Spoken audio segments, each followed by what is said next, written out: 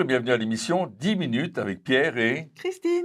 On continue les actes des apôtres et nous avons vu dans le chapitre 7 la persécution d'Étienne. On l'a tué à cause de sa foi en Jésus-Christ, à cause du zèle qu'il déployait pour le Seigneur. Et dans les chapitres 7 et 8 des actes des apôtres, on va assister à la persécution et c'est là qu'apparaît le nom de Saul de Tarse, qui va devenir plus tard l'apôtre Paul, qui va persécuter violemment l'Église. Et on le lit d'ailleurs dans Acte 8, verset 3. Saul, de son côté, ravageait l'Église. Pénétrant dans les maisons, il en arrachait hommes et femmes et les faisait jeter en prison. Et j'aimerais juste préciser que les maisons, c'est juste les endroits où les chrétiens se retrouvaient. C'était les églises de l'époque, c'était les maisons. Mais il y allait en pleine réunion, là, il enlevait tout le monde et il les faisait jeter en prison. Terrible. Alors les chrétiens devaient fuir et là ils vont se disperser, ils vont fuir en Judée et en Samarie. Ils vont quitter Jérusalem et ils vont partir en Judée, en Samarie. Le diable se déchaîne contre les chrétiens, contre l'annonce de l'Évangile, contre l'annonce de la mort et de la résurrection de Jésus, du fait qu'il est le Messie. Mais Dieu est en contrôle car l'escalade de la violence, au lieu de ralentir l'annonce de l'Évangile, va plutôt propulser la bonne nouvelle, parce que quand les gens s'en vont dans les différents endroits, eh bien, ils vont témoigner de leur foi en Jésus-Christ.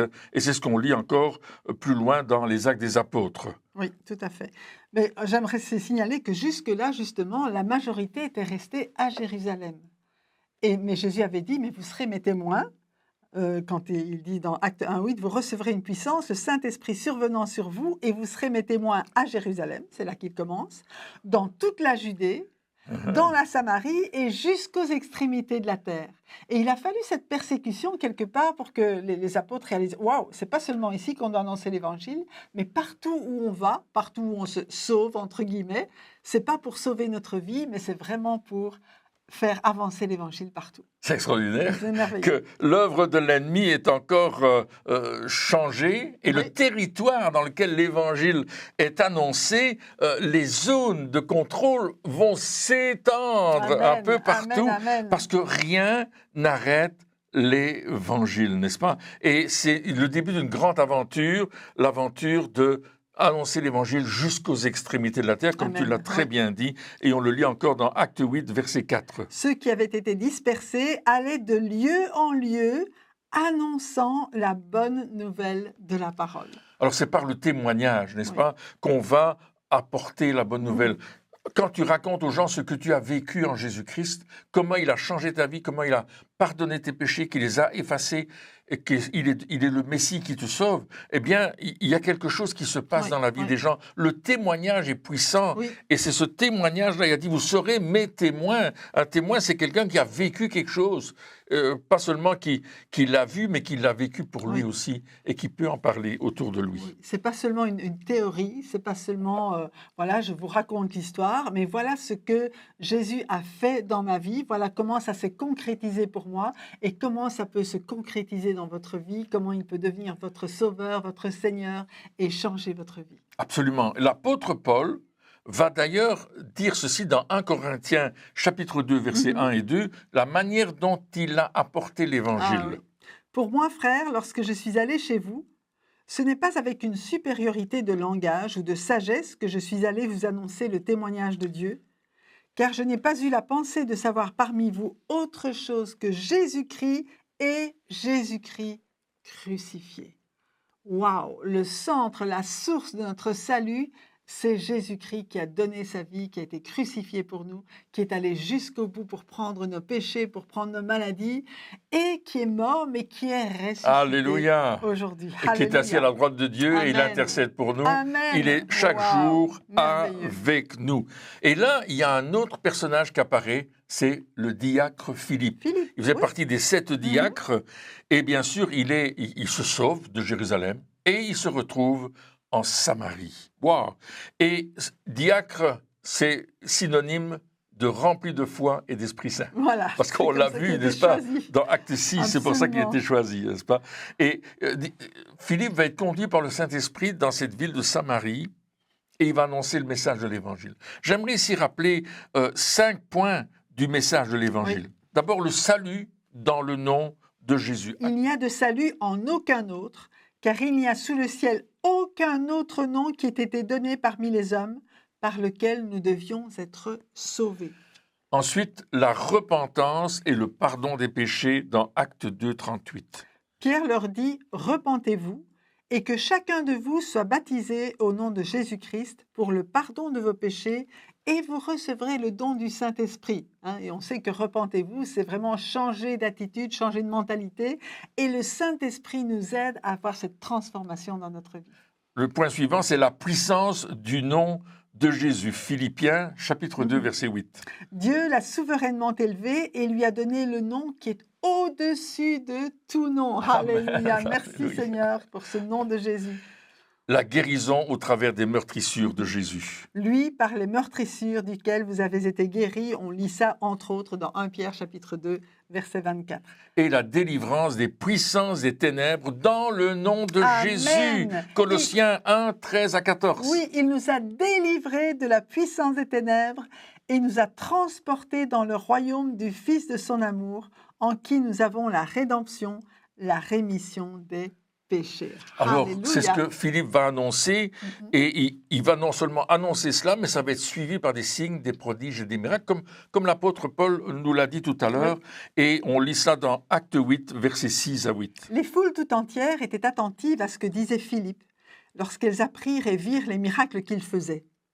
Car des esprits impurs sortirent de plusieurs démoniaques en poussant de grands cris, et beaucoup de paralytiques et de boiteux furent guéris. Et il y eut une grande joie dans cette ville. Encore la joie qui accompagne les miracles. Hein. Amen, Gloire à amen, Dieu. amen. Donc Philippe annonce et démontre la véritable puissance de l'Évangile. Amen. Et c'est ce que l'apôtre Paul va nous dire dans 1 Corinthiens chapitre 1 à partir du verset 4. Ma parole et ma prédication ne reposaient pas sur les discours persuasifs de la sagesse, mais sur une démonstration d'esprit et de puissance, afin que votre foi fût fondée non sur la sagesse des hommes, mais sur la puissance de Dieu. Oui, c'est Alléluia. extraordinaire. Et c'est ce que l'auteur de l'épître aux Hébreux va nous dire par rapport au témoignage. Hébreux 2, verset 4. Dieu appuyant leur témoignage par des signes, des prodiges et divers miracles, et par les dons du Saint-Esprit distribués selon sa volonté. Et j'aimerais préciser que ça, c'est pour nous aujourd'hui. Dieu n'a pas arrêté de faire des miracles. Dieu n'a pas arrêté de se démontrer. On n'est pas obligé de croire sans voir. Quelqu'un qui n'a jamais vu Dieu à l'œuvre, on peut comprendre que c'est difficile de croire que Dieu existe. Mais aujourd'hui encore, il y a cette démonstration de l'amour de Dieu, de la puissance de Dieu à travers les signes, les prodiges, les miracles, les guérisons, les réponses aux prières. Dieu écoute les prières et il répond. Parce que quand il voit un cœur qui le cherche, il se dévoile, il se démontre. Et la puissance de Dieu est accessible aujourd'hui et maintenant. Amen. Par Amen. la foi, nous recevons la puissance du Saint-Esprit. J'aimerais, chers auditeurs et auditrices, vous demander, est-ce que vous avez reçu le baptême du Saint-Esprit? C'est vraiment quelque chose d'important, d'être revêtu de la puissance d'en haut pour devenir comme Étienne, pour devenir comme Philippe, pour devenir comme Paul quand il va devenir l'apôtre Paul, rempli du Saint-Esprit. Alléluia. Pour annoncer la bonne nouvelle. Amen.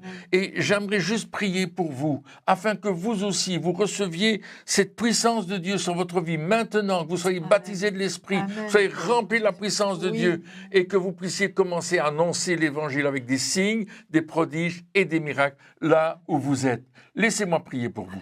Père, je prie pour chaque personne qui est à l'écoute de cette émission, afin qu'elle reçoive maintenant, dans le nom de Jésus, un baptême de puissance, la puissance du Saint-Esprit survenant sur vous, et vous serez mes témoins. Seigneur, je te prie que les signes, les prodiges et les miracles accompagnent ces auditeurs, ces auditrices, et que tu leur donnes de pouvoir annoncer l'Évangile avec hardiesse, avec courage, autour d'eux, là où ils sont, pour que beaucoup viennent à Jésus-Christ. Tu es le Dieu de la multiplication et je prie qu'il y ait cette multiplication maintenant qui se produise dans le nom de Jésus. Amen. Amen, amen, alléluia, amen. Oh, je me réjouis. Je voudrais entendre des témoignages de ce Oui, que Dieu tout va à faire fait. à travers vous. N'hésitez pas à nous écrire, allez sur notre site et écrivez-nous ce que vous voyez, la façon dont vous êtes spectateur de ce que Dieu fait à travers vous par la puissance qui agit en vous. Alors, notre site, c'est www.apollos.eu. Amen. Merci, au revoir. Et à bientôt.